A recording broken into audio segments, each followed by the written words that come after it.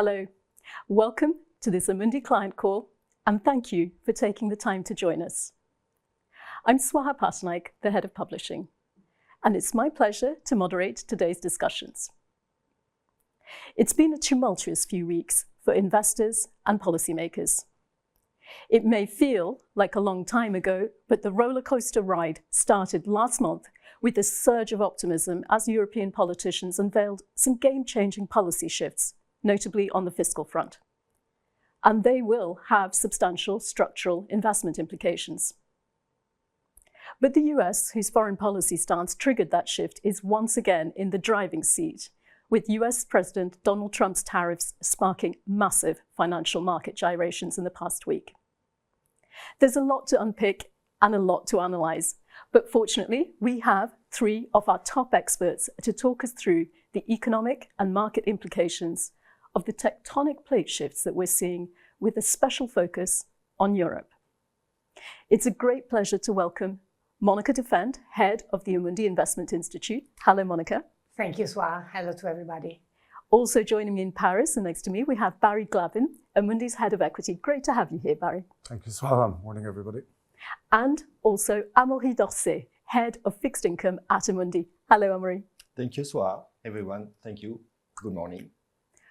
All four of us are very keen to answer any and all questions that may be on your mind. So please drop anything you want to ask into the Q&A box whenever you want. I'll try and take some questions along the way, and we've also reserved 15 minutes at the end so that we can address as many of them as possible. Let me start, however, with the macro environment that investors face. Monica, let me put the first question to you. How do you see the global economy and global trade being rewired as a result of what we've seen happening on tariffs and the like? And also, I was mentioning the defence spending Europe's planning. To what extent might this cushion the European economy from what's going on? Yes, sure. So basically what we are seeing is a severe disruption of the free trade model. The reaction on the markets has been so extreme because they've been collapsing. Just yesterday, there was a kind of bounce back intraday on a fake news. We're seeing the US dollar weakening. So this is telling us that this tariff announcement last week was largely unexpected. The size of it. It was not priced by the market, and it is coming at a time where the US economy was already slowing down. So to answer your question, I would really identify the short-term impact, which basically implies that everyone is going to suffer, and the extent of this detoxing medicine, adjusting, as Trump was saying yesterday, will bite the economic growth, and it's very difficult to size it, but under static assumption with no retaliation included, we might shave 0.3 out of European GDP, 0.8 up to 1% in the US, minus 0.4 in India, but really it's not the tariff but the retaliation that might be painful. And second, it will also hurt the corporate profits, to the extent maybe we can address this later on. So any asset that is connected to growth in corporate profits and economic growth will be hit and going down into cheaper level. But I will leave then to Barry and Amaury to see where opportunities might be opening up. Medium term, I think that really countries will continue to reward, seeking for new alliances. I mean, we are not new to tariffs. Also, already with the Trump 1.0, we had some protectionism starting in the US, and since then, Europe has been closing 8 trade deals. China has been closing 9 trade deals. China is looking into Eastern Europe on the manufacturing hub. So countries really need trade to grow, and they will sort it out. Thanks, Monica. So we will absolutely discuss some of the things you mentioned and touched on and the investment opportunities. I would like to start, however, Barry and Amaury, with where we are right now and how much of what Monica is discussing, the pathway she sketched out, what is in the price already? Barry, let me start with you on the equities. So equities have moved a lot, but that's a different gauge as to what's included in the price. Yeah. So equity markets in the US peaked towards late February, and we've fallen 20% from those levels. And you would think that's a big move, and it is a big move. But valuation started in a very elevated place. And we spoke about this before, but the P in the US now has moved from 25 times to 20 times. So a very rapid derating. It's been a very classic risk-off move. So we've seen a classic sector rotation into defensive, predominantly domestic exposed sectors, with the very expensive parts of the market getting hit disproportionately hard. So the information technology sector and the communication services sector. But it leaves us on about 20 times earnings, which is still very elevated relative to history. So the long-term average on the S&P 500 is closer to 16 or 17 times. So there's still room for multiples to compress further just to get to long-term average. And then, as Monica mentioned, there is a risk to corporate earnings, particularly in the US. And the degree to which earnings are revised downwards will give us a sense of what the downside risk is in US markets. Elsewhere, valuations are less demanding. So we've spoken about this before. Europe is on about 13.5 times. Japan is on maybe 12.5, emerging markets 12 or 13. So they're very reasonable levels of valuations. And we would think, particularly in Europe, that the exposure to tariffs is less than it is in the US. And there are offsetting factors. So broadly speaking, from a valuation perspective, markets are not pricing in Armageddon, despite the fact that we've had a move in the S&P with 2 down days of -5 for only the 4th time in history. Previously, we had 1987. We had the great financial crisis. We've had COVID. So it's a very significant move. But post that move, we're still in a place where it's difficult to say valuations are pricing in a negative outcome. Thanks, Barry. Let me pose the same question to you, Amaury.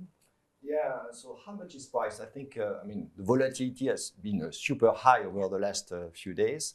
If you look at 10-year treasuries, we went from 480 at the beginning of the year to, let's say, around 4%, big volatility, 385 to 415 just yesterday, and around 250 on 10-year bonds. We are pricing more or less 4 Fed cuts by the end of the year, and 3 ECB cuts as well by the end of the year. So with these levels, are we pricing a high probability of recession? Yes, I think the market is starting to price a high probability of recession. But is it fully priced, meaning close to 100% probability of recession? I don't think so. I think for that, you need to see even lower levels on the rates market. I would say something like 350 on 10-year treasuries would be a level where you start to think that the probability of a recession is super high, and maybe 2% on 10-year bond would be the right level as well to see a much higher probability of recession into the markets. On credit spreads, it's a little the same picture, I would say. If you look at the market, so it has widened quite significantly in the last few weeks. With, let's say, if you look at Europe, for instance, 80 basis points on investment grade Europe high-track indices, and around 110 basis points on European investment grade bonds versus swaps. It's pricing as well a very high probability of recession, but is it 100% priced? I don't think so as well. Is it a good value? Yes, given what we know today, I think it's good value. Now, if we are entering a recession later on, a global recession, will it widen? Yes, it will widen a little. Thank you, Amaury. So Amaury mentioned the central bank forecasts that are embedded in the market. Monica, let me come back to you. There doesn't seem to be a Trump put, as far as anybody can tell, for the time being. Is there a Fed put that we could see kicking in at some point, especially given the troubles that we have with discerning where inflation will go? What's your team forecasting? Well, actually, as Amaury already anticipated, the market is pricing in a recession, and to be close to a recession. The market is pricing that inflation expectation will stay anchored, and as such, they've been just so volatile. And again, we've seen the market pricing in 4 to 5. Today, probably we are back to 4. Where do we stand? Honestly, I don't know if we will end up into a recession, because as we were saying, you impose tariffs that will be kind of a fiscal tightening into the US consumer, and it's going to be huge. But then you have retaliation, then you have, and we didn't mention before, actually, you asked me the question, I didn't answer, the defense and the plan that we are set to deploy in Europe and Germany. Let's see how the Commission will come back. But with some back of the envelope calculation, we see that the cost of tariffs will be more than surpassed by the plan in infrastructure, notably, and in defense in Germany. It's a matter of sequencing and timing, because tariffs start today, the plan is over the next 12 years. So the probability of a recession in the US has been increased, but honestly, to say that the Fed will be so dovish, not worried on inflation, I'm more cautious, as we do see actually slower growth, but potentially stickier, if not higher inflation. So honestly, we think that these 3 cuts we have been penciling so far is still an appropriate call for the time being. While on the ECB, we remain on the 1.75% as a terminal rate, having in mind the slowdown in growth will have an impact on inflation, and probably the ECB is in a better position than the Fed today. Thank you for that. So we've been talking about big shifts, the opportunities that arise. Amaury, let me turn to you. Where do you see the risks and opportunities in fixed income? And all of you have mentioned Europe, so perhaps you could drill in as well a little bit into what you think there. So I would start by the first, I would say, opportunity, is to say that we should, in the current context, favor Europe over US by investing, for instance, into investment-grade bonds in Europe. I would say 3 reasons for that. The first one is, when you look at history, you can see that the country that is launching the commercial war is the one that is suffering the most. And we've seen it, and Monica said it, in terms of forecast of GDP, even if it's very difficult, we see a big difference between the US and Europe versus last year, let's say, and versus the original forecast, I would say. The second reason is that we looked at it, and you started our call with that, is that a few weeks ago, Germany has announced a big plan of fiscal expansion and infrastructure plan and defense, and everything being equal, it will, I would say, boost the GDP in Europe. And the third reason has been mentioned, is that when you look at, let's say, the environment for the ECB and the environment for the Fed, it's not the same. And the Fed, as Monica said, has a tougher job. And we saw it yesterday, actually, with the statement of Powell.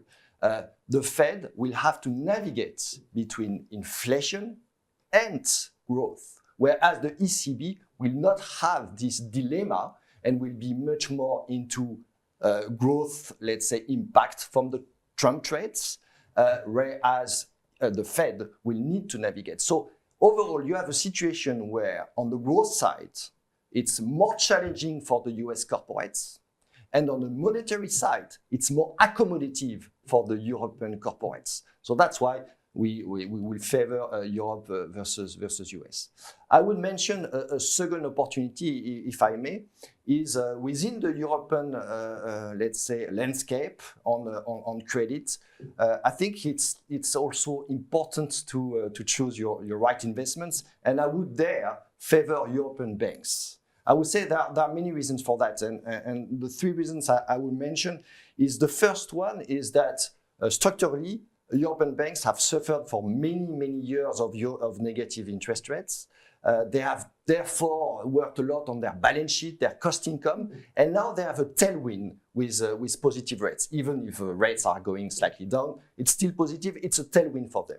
The second reason is that all these environments with cuts from central banks, but fiscal expansions and so forth, is pushing the curve to be steeper. And this is as well very favorable for banks. And the last reasons is that in terms of relative value, in the current, let's say, environment around the Trump, let's say, commercial war, the European banks are in a better position than non-financial big European corporates because their book of business is much more domestic than big, large European corporates. When it's not domestic, it's very often European. And when it's not European, it's more Asia than the US. So all that is pushing us to favor European banks over, let's say, the non-industrial, let's say, credit bonds. And if I may, last one point, you mentioned the risks. I would say one risk that Powell mentioned yesterday is on the inflation side. I think the market is slightly, from my point of view, underestimating the risk of long-term inflationary pressures. And given what happened in the market, the first reaction has been, rightly so, I would say, to be very focused on growth. So what you've seen break-evens and inflation swaps in the market going quite significantly down. And I think it's a good opportunity, it's a risk, but an opportunity for investors to buy some protections against inflation. When you look at 10-year US inflation swaps, it's trading 230. I think it's good value. And when you look at break-even in the US, it's trading 215. I think it's a good value and a good way as well to protect your portfolios. Thank you, Amaury. Yeah, no, I think what Amaury just mentioned is so important because you really do not have to focus on the number of cuts, but focus on conditions. So really for us, growth and inflation are going to be pivotal. And to this extent, probably Europe might stand up being so resilient in terms of exports.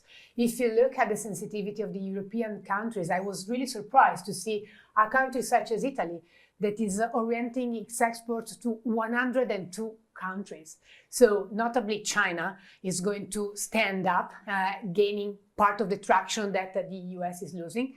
We don't expect, though, the US to lose their centrality when it goes to the global financial markets. I think about the market cap of the S&P 500 in the global indexes, or companies such as Google, Meta, that do not really have in Japan, on Europe, a real or a clear peer. So I'm not saying that, but this reorientation of trade will really unlock new opportunities for Europe to be transformative. Thank you. Barry, let me ask you the same question that I asked Amaury about risks and opportunities. It's what we're talking through the whole conversation about, I think. Who are the key winners and losers from a world of more tariffs, more trade wars, and the sort of retaliation Monica's talking about? Yeah. Well, I think in the short term, trade war, there's no winners. Right? So you're into a relative logic, certainly while we work our way through the issues.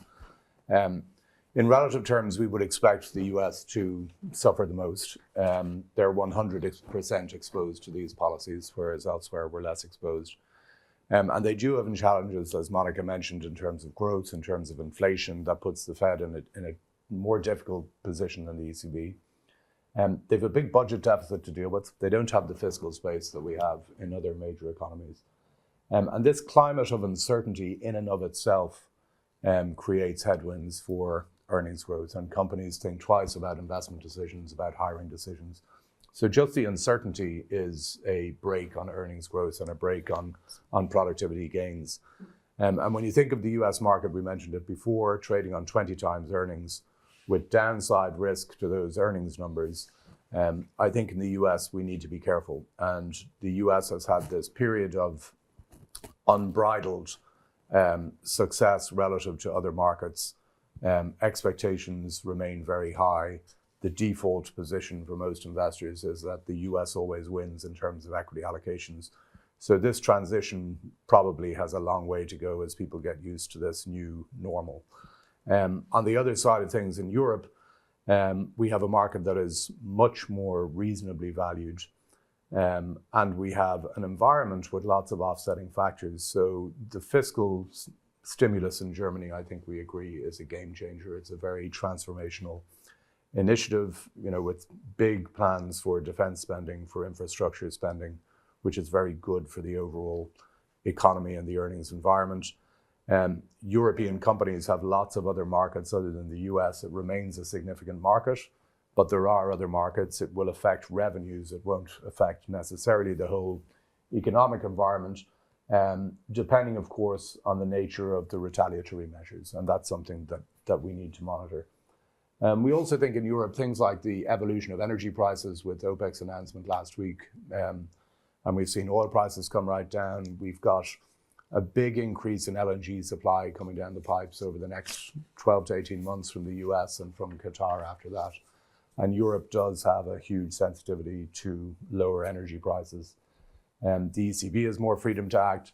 We still have the possibility of a ceasefire in Ukraine and reconstruction around that. So none of these are forecasts or predictions, but these are all positive things that could plausibly happen that are not integrated in share prices today. So in Europe, we see a situation where markets are more reasonably priced. There's less optimism in the share prices, and there are more potential offsetting factors around to offset tariffs. Thank you, Barry. We're talking about the equity outlook. Monica, you flagged earlier the issue on the earnings outlook, and Barry's mentioned how important perhaps this is. Could you give us what you and your teams are expecting on either side of the Atlantic? Yeah, sure. If you do a step back, we started the year saying that the analyst expectations on earnings growth was far too high. 14% double digit for us was not really consistent with the type of economic slowdown we had at that time. 8% was for us the EPS growth we had in mind for this year. So since then, what has happened? Well, probably at the time we've been mentioning the risks are going to come through margins, in particular on the cost side, having in mind an increase in PPI. So, and here I go back to my quant DNA. We did some back of the envelope calculation, and having in mind that you might have experienced some depreciation in the trade weighted dollar, you might have an increase in PPI from the current 2 plus 1% to 4%. GDP growth still at 1.7 and inflation at 3 would imply earnings to go down to 5%. But if you push further and you get PPI that goes to 5%, a little bit more tension on the credit spreads, so the Moody spreads might move to the psychological threshold of 100. You might run into a profit recession. And let's not forget that you don't need an economic recession, but a profit recession per se, it's enough for the market to continue to correct down. So having this in mind, we kind of size the potential leg down to the US market of a still 11-12%. If this answers your questions. Absolutely does. I'm going to you mentioned Forex earlier, right at the beginning about the dollar weakness. We've had a client question come in which meshes, and I think we've been talking about a lot of the asset classes. Forex obviously is an exposure for anybody who's outside the Eurozone and wants to hold Eurozone government bonds, equities, getting dividends, whatever. So could you, Monica, perhaps outline what your view is on the dollar against the euro and other major currencies? And let me also just mention the question that's come in from our client who's asking what's your view on the dollar, but also is it losing its safe haven status? Are investors moving their money outside the US? Yes, so on the US dollar and the money, flows have been really redirected from the US into Europe, for example. But this is a trend that started already in December and had its peaks like 3 weeks ago. I don't think that the dollar will lose its safe haven reference currency over the long term.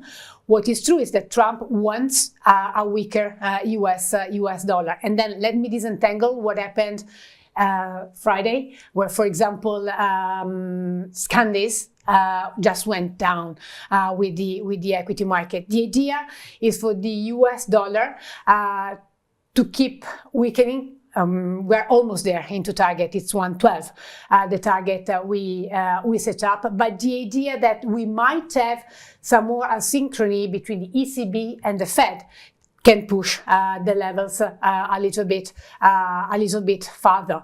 The yen is the typical safe haven anti-recession pick. So again, this is one of the effects we are looking at.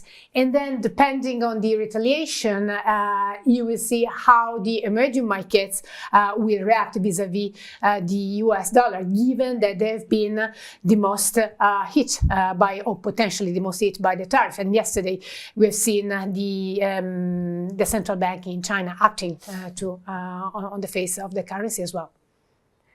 Anything else to add, either of you, on the sort of overseas investors and where the best value may be across the regions? Is it still Europe if you're not Eurozone denominated, do you think? No, maybe just one thing I want to add into the FX part. Obviously, it really depends what are you based. I mean, are you, let's say, yen investors, or are you a dollar investors? The first thing I would say, if you're dollar investors, I agree with the, let's say, that tactically and short term, the 110 level we are trading at, and maybe the 112, which is our short term target, is the right target. If you're a very long term investors, my view is that dollar will underperform more versus euro on a very medium and to long term basis. I think the 110, 112 is the short term target, but I think, come back to Trump, I don't think he wants that level. I think he wants maybe more a level closer to the fair value that we, I think, look around the 120, 125 level. So that's the first thing, which means that if you're dollar-based investors and you can afford volatility and you can afford not to hedge, I would advise not to hedge. That's the first thing. Now, having said that, two things. One, short term, if you cannot afford the volatility, which I would say is the case of a lot of investors, I will hedge now, because indeed, I think short term, the level is quite attractive for that reason. The second reason, if you look at the forwards, given the pricing of the Fed, we said that it's pricing 4 to 5 cuts, which is a lot. In terms of forwards, it means that it's more interesting for investors to hedge now as well. And lastly, I would say for very long-term investors who cannot afford the volatility, I want to say on our side, we have developed, I would say, some program for very long-term binary investors who want to buy, let's say, bonds into foreign currencies with some cross-currency to hedge, with some asymmetrical CSS that allow them not to, let's say, suffer of any margin call. So many different, let's say, techniques and hedge that are possible for investors. So really tailored solutions that we can bring to the table. Absolutely.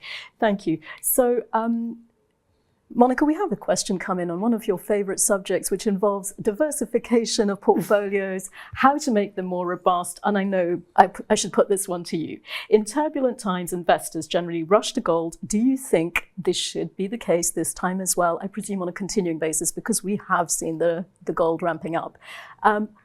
Could you answer perhaps that question? And also more broadly, how do you go about building this resilience in the current times? Yeah, so the spirit of investment we have when doing the asset allocation in the portfolio is always to identify the core stories, so the more long-term ideas that we have, and then managing the tactical volatility over time. And this is what basically we're doing. We've been reducing the risk exposure on the idea that earnings would have been repriced downwards, and that we need to be extremely agile, for what does that mean, on duration. Actually, this is one of the most hot debate we are having between us, because we are really moving quite tactically on that front. But then you really need to hedge, and gold stands as one of the favorite asset classes. If at the beginning of the year we were saying, look, it is not going to be because the expected return we have on gold is that stubborn, but it works as a diversifier in the portfolio. Actually, recently we've been revising upward the target on gold prices. Plus, as hedges, we've been positioning on certain portfolios via derivatives, not to take on the hard risk. So commodities. Let's see when the dust will then settle down. So in a broader time horizon, emerging markets, you might look at opportunities that prove to be insulated from this story. The problem here, and we just came out with the capital market assumption, and honestly, we've been just so unlucky with the timing, because what is happening today is really forging, as you were saying at the beginning, rewiring the global trade and financial system will have an effect in the long term. So if the preference was primarily based on valuation asymmetries and relative value, now it is really going back to fundamentals. I was listening, I met actually Rubini on a Saturday in Chernobyl, who was saying, look, technology, the revolution that is just so widespread will relaunch the US again, and partly this is true. But on the other side, the kind of bite that you will have to the economic and trade system into the US, I think that if it continues that way, might make this revolution delay over time. Let's put it this way. I'm sure any conversation with Dr. Rubini is very cheering by the end of it. It worried me because for the first time he was bullish on the economy. So time to worry. Barry, as you can tell, we've already started taking audience questions, so please dive in, post anything you want to know from our expert panelists into the chat Q&A box, and we will take them. Barry, perhaps this is one for you. I have something very similar, but let me ask the audience question, which is more to the point. What is your view on equity sectors, and are there any differences in your sectoral views between US and Europe? And finally, how about small caps? Okay. So on a sector view, I would say we need to be careful because I think this is a very stock-specific situation. So, when we look at the overall European market, for example, and we look at revenues to the US, it's about, I think, 28% of sales for the European stock market revenues from the US. About half are services, so today they're not in scopes of tariffs. That leaves about 14 or 15.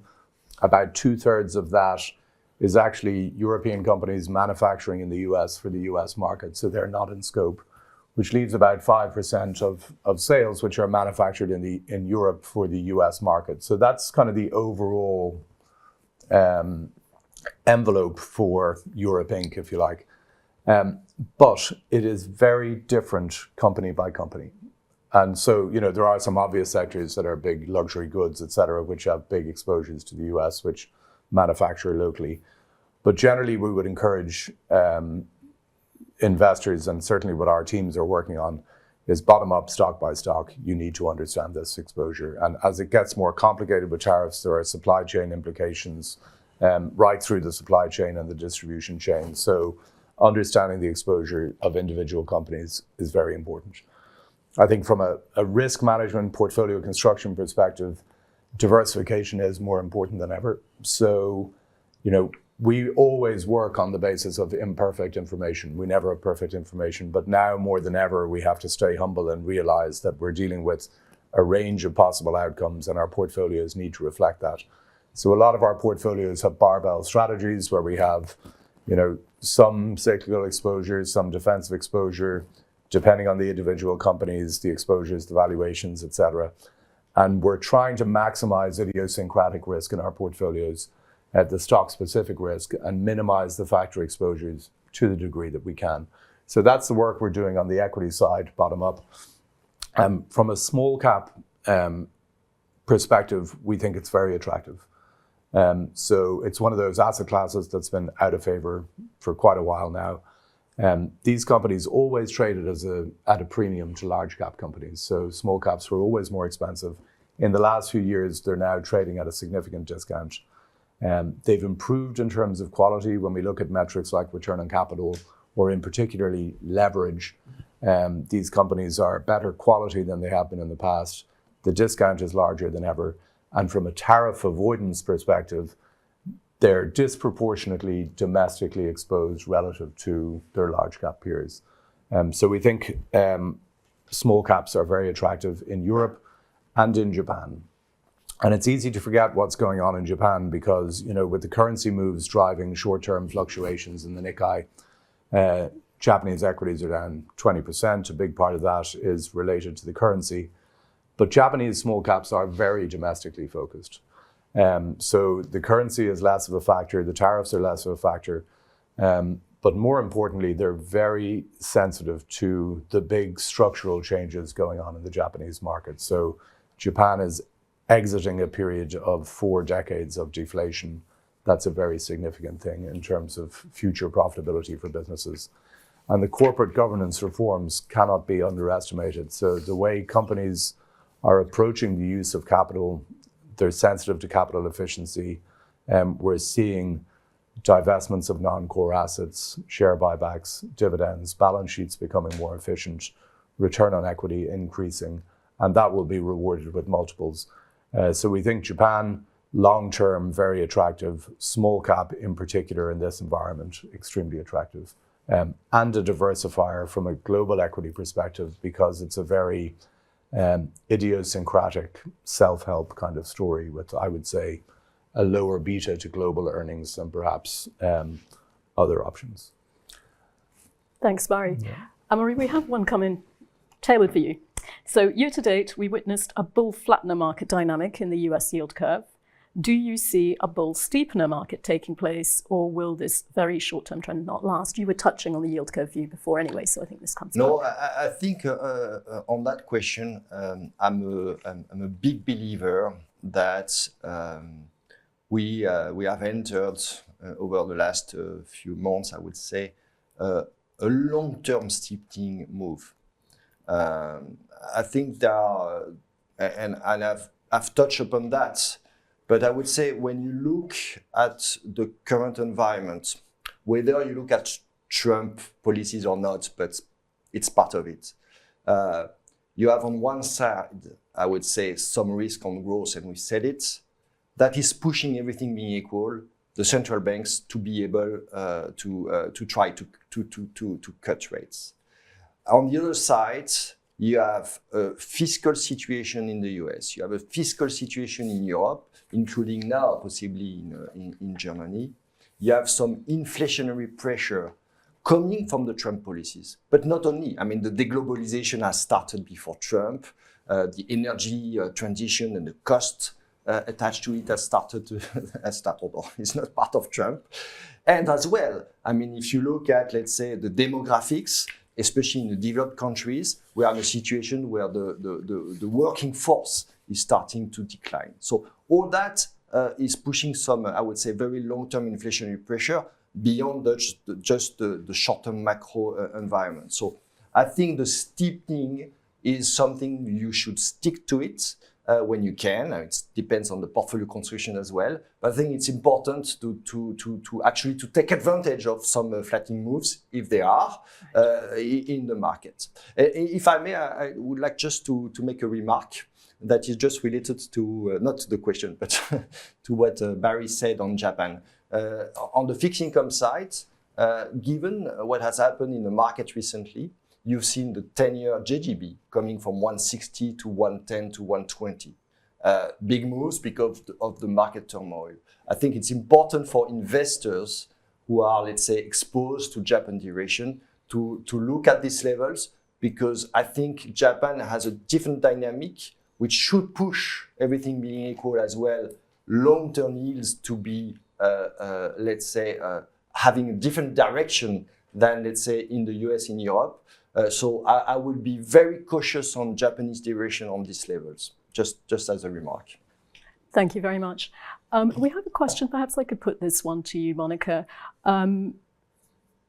Could tariffs be a way to put pressure on trade negotiations, and could they be lifted in the short term if Trump achieves his US investment goals? It's a tough one because it's hard to know what the goals are, it's hard to know what the negotiations would be, but perhaps what's the thinking in your team currently about the pathways? It's really hard. Well, the idea is that this is the best period in time for Trump to detoxing, just because he's in the initial part of its mandate.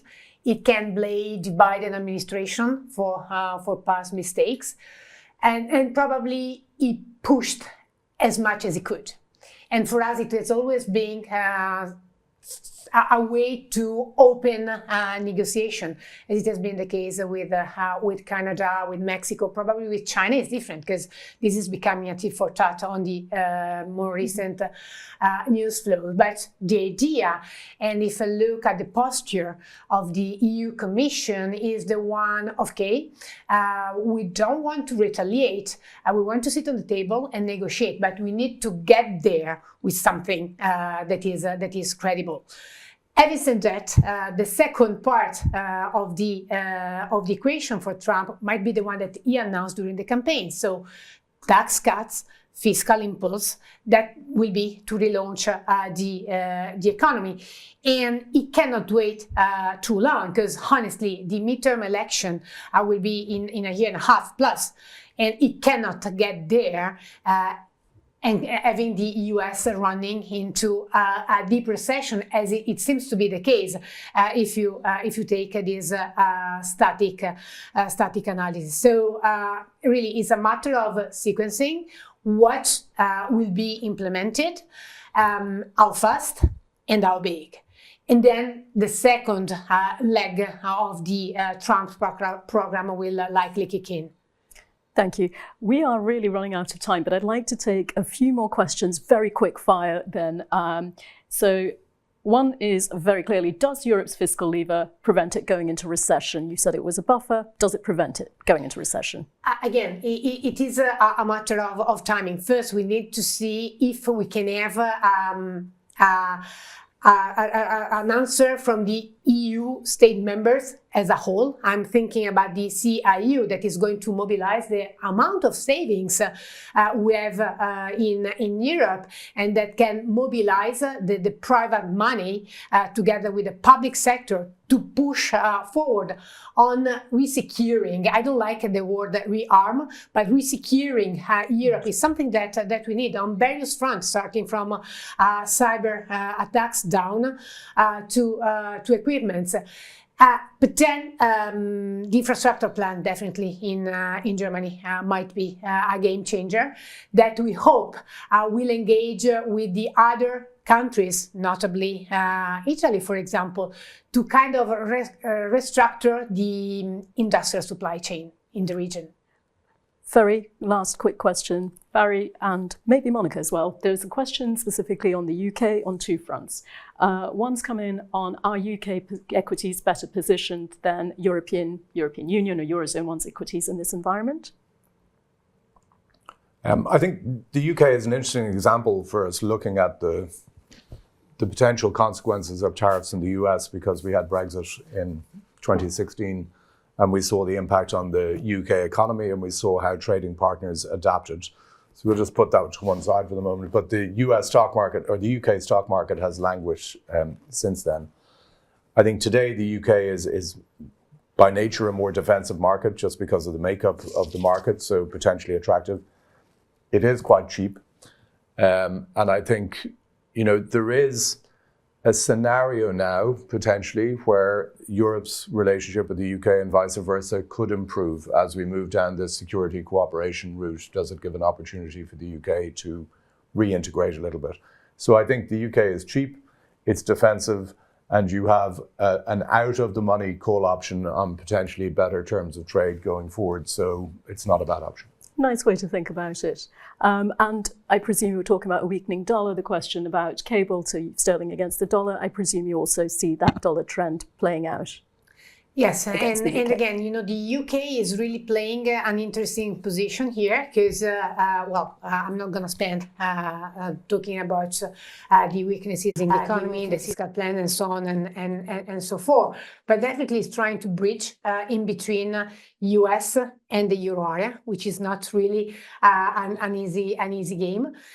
So what is relevant on the geopolitical front, and honestly, I see the progress in the European area to move under the 28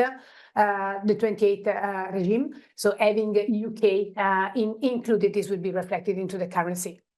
Thank you, Monica. We are unfortunately out of time, but let me just take another minute or two of your very precious day to sum up all the ground that our panel has covered. And I hope I do it justice given the amount of ground you've covered. One of the messages that's come through loud and clear is big shifts mean big opportunities, and severe disruptions will throw open some possibilities that we haven't seen before. Monica mentioned the China looking into Central Eastern European sort of supply chain rewiring.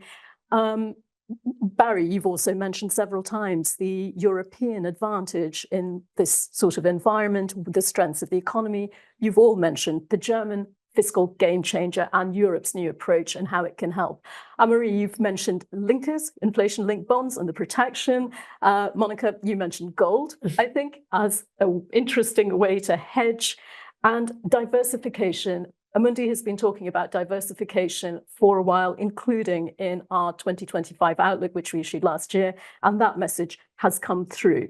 I think the keynotes from Barry were to drill down and to do the research to understand the complexities of the supply chain. And I'm sure that applies equally for Amaury's point of view in credit. And I think Amaury's message came through loud and clear. There's a lot of reasons to like European banks, including the steepness that he's been talking about overall in the market and the work that they've done on the balance sheet. I don't think I could even begin to cover a lot of the other things, but don't ditch equities, don't panic, and talk to some of our experts if you want some really tailor-made solutions of the sort that Amaury was talking about. Let me wind up by thanking Monica, Barry, and Amaury very much for taking the time to share your thoughts, analysis at this really complex juncture. Thank you. Nice. Thank you. And a big thank you from all of us to you for all the great questions and your engagement and for taking the time to join us during this busy period for markets. We hope to see you again soon.